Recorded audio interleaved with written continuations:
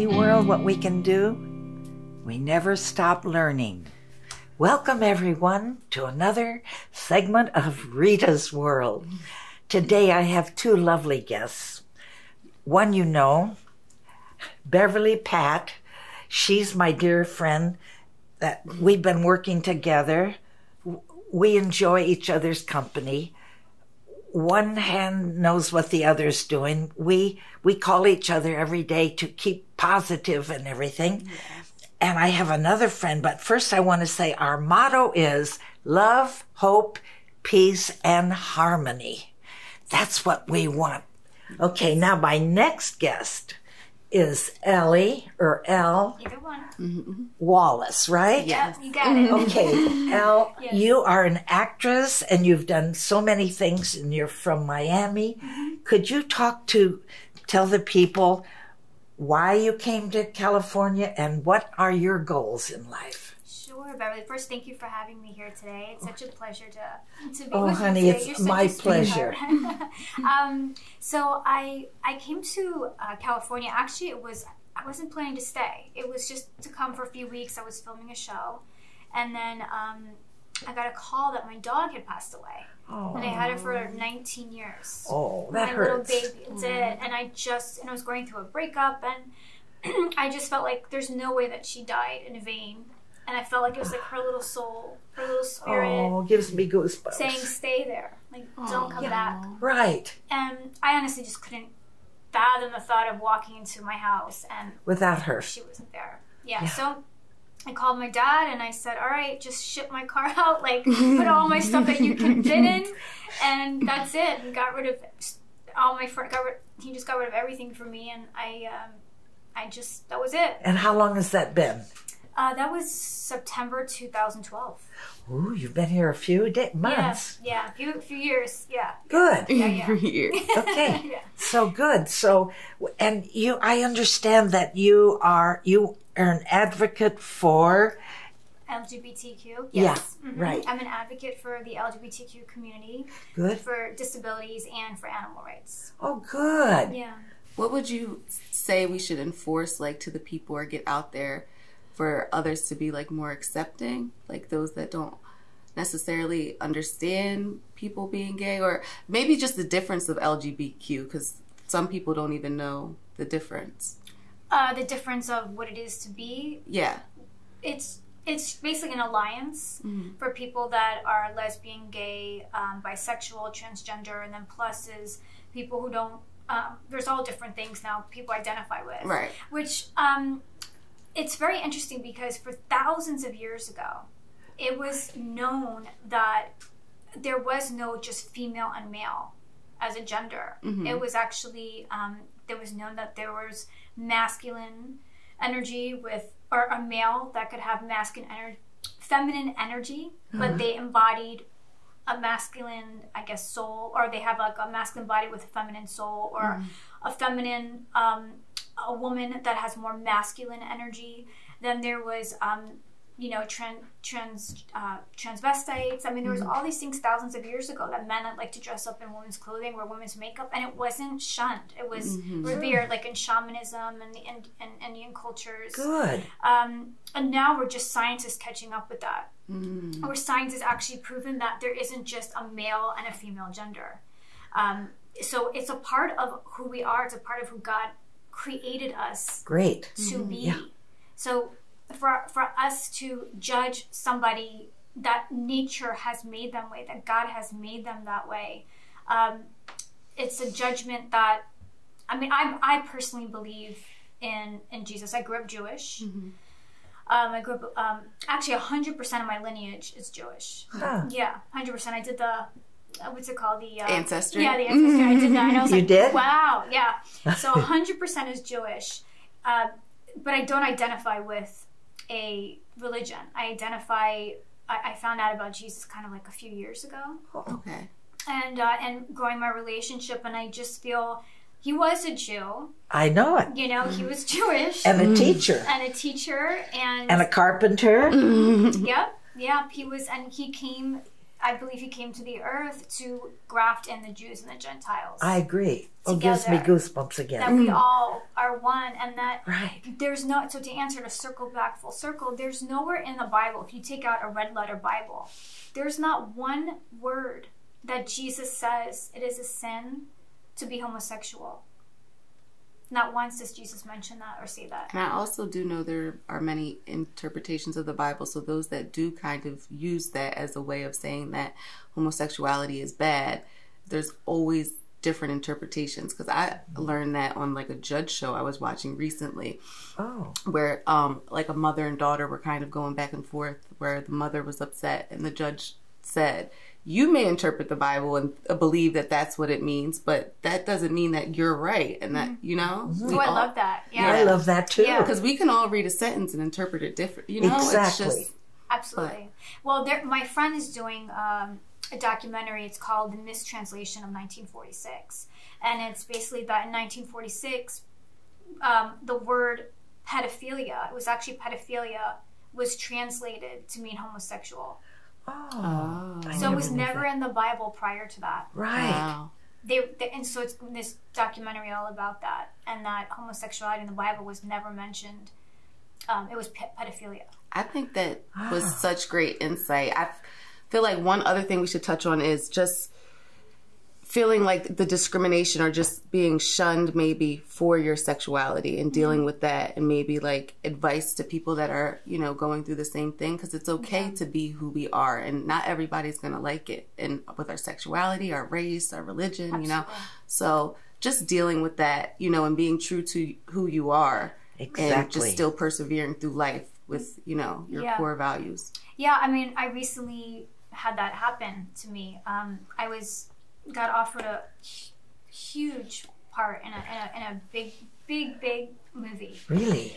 And read by like one of the #1 agencies in the world. I can't talk about the movie. I can't talk about the agency, but I will say that once they found out that I was gay, I got a phone call from the producer, one of the producers, telling me that if I'm publicly gay, then I just can't be in the movie because of the material. Yeah, because the material of the movie. I was devastated, and I prayed and cried and prayed, and I said, what do I do? And I could hear so strongly, I could hear God, I made you this way. Mm-hmm. Right. And for you to defy who you are is like defying me. Mm-hmm. Right. Turning your back on me and who I created you to be. I will open a new door for you. Good. And I just heard that, and I called back the producer, and I just said, I'm not hiding who I am and who God made me to be. And what was such hypocrisy is that the producer's gay. He was. He was. Gay. He was gay. What Yeah. hypocrisy. Yeah, is he's in the crazy. closet. He's just like, you're making such a big mistake. I mean, He wanted you to be in the closet, not to be Right. honest with yourself. But Right. but he you- said forget your career. He's like, it's just not. What? That's And this just ridiculous. happened a few months. Yeah, it was in December, and so then people were like, well, you can sue, you do this, and I can't, because I wouldn't let them have their journey. I agree. But- I don't sue people either. No. Let them have their journey. But then I get a phone call, and they said, well, we're changing the main character, because I had looked like the main character. Ah. And they said, we're changing the lead of the movie, so you don't look Like her anymore. So that's they how made they it as could a- get out of it. Yeah. Yeah. They made a They're casting choice, very conniving, right? Yeah. Yeah. Called man the manipulator and man the actualizer. Yes. Ooh, it's a good Two one. kinds of people. Yeah. If you're actualizer, you're honest, and that's what we are. Yeah. We're trying to be actualizers. We are actualizers. Absolutely. Yeah. And I firmly We don't- believe if you stay true to your core values, you know, God is going to bless you. And people that do you wrong will get theirs as well, you know. If you Karma. What you reap. what You you sow. Yes. Yeah. Wow. I'm so proud of you, Elle. Thank you. You And- are quite a spiritual person to me. What you're going through, and you don't let it get you down. Well, it did. No, it did. I mean, I'm still human. Of course. It did, and I cried, and I was very, very hurt. But but after, I just believe in prayer. Good. And no matter how, I mean, that's one thing that I would say to people. I agree. No matter what you're going through in life, what obstacle, what challenge, whatever is coming, just sit and pray. Pray to God, pray to Jesus, pray to the light, and just ask the light to bathe you and heal you and declare. The thing is to declare and to know, and just, even if you don't feel it, the more you say it and say, God, I know you're with me. Jesus, I agree. I know you're with me. I know the light is with me. I know the light of God. And whatever religion, whatever you believe, it will still work. Yeah, It's sure like, will. whatever works for you, just, the light is the light. God is light. God is the ultimate light, the ultimate healer. And you just say that. Just focus on light and love, and know that you are blessed, you are guided, and you are loved. You are a child of God. You bet. Yeah. Wow. Yeah. You inspire me. It It was isn't- good. Isn't it inspirational? Yeah. Absolutely. Yeah. And to just have moved here, you know, by yourself. You like, I've moved here by myself as well, but I'm here with my boyfriend. Like, you came by yourself, basically started a new life for yourself, had doors open for you, and then for them to be shut back in your face due to something that you can't change, or that you wouldn't want to change, you know, that you admire and, you know, hold dear about yourself. So it's just And Elle, a long journey. you contacted me because Glenn made this sign for me out in front too.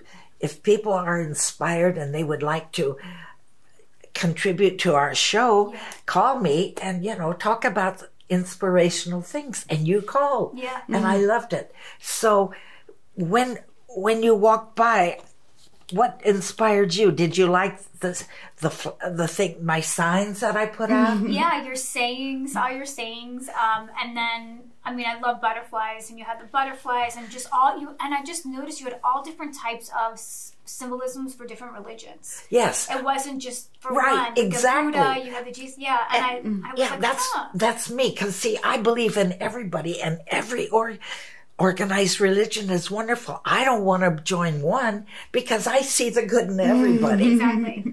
And so, but I love them all. I could go to any function and fit right in, and you know, be part of their group. Absolutely. And that's what, when I actually went home first and I Googled you and I looked up at your show, and I was just in awe of you. I just think you are just Here's this old lady amazing. who You're doesn't crystal. have a sense in the world, but I know right from wrong, and so does everybody else. And I'm just having a blast doing this. Because I really believe if you have a dream or you have a vision, and you know that it's to bring light and love and expand the consciousness of Absolutely. the world, God, the universe, is going to conspire to make it happen. Good. And that's what happens. And the more the more your vision is bringing service to others, the faster that is going to. It has happened. Yeah. And see, my motto is, if I can make it in life, anybody can make it. I left home at 14 and a half as a dancer, and then I became an actress, and I traveled around the United States and part of the world. But, you know, I never went to college. I do have a high school diploma from Hollywood Professional, but I was on the road with a tutor, so, you know. But people like me. I've always had a smile, and the teachers like me because I'm kind. I was always on time, and I tried.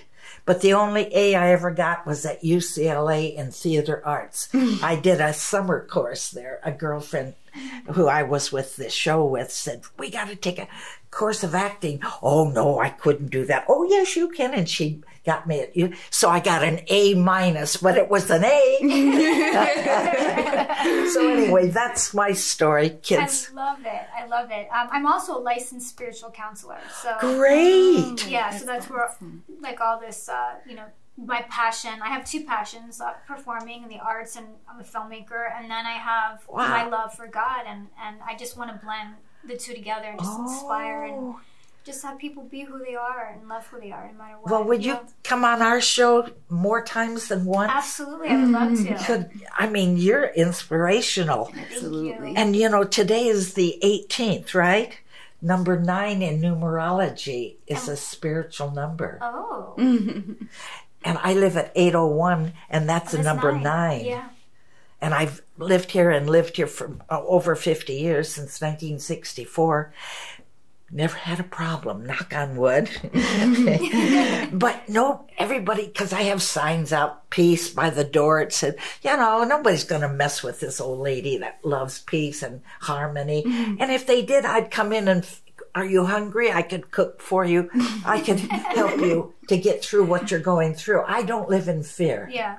And you have the drill on the side. So There you go. There you go. you don't know who you're messing with here. Yeah, you got it, honey. And there's always a secret back here. Yeah.